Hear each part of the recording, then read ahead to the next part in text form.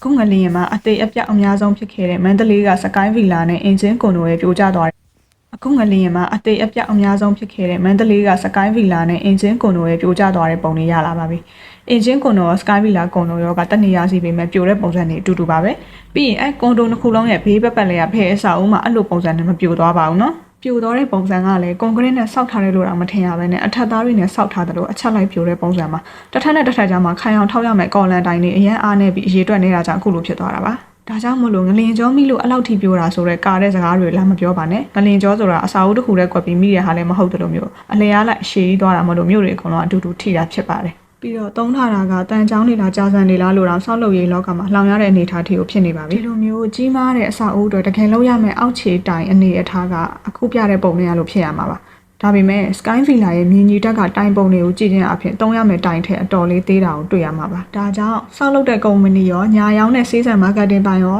လူနေခွင့်ပြုလိုက်ကြတဲ့သူတွေအားလုံးရောတာဝန်ခံရမယ်လို့အားလုံးကဝိုင်းဝန်းပြောနေတာဖြစ်ပါတယ်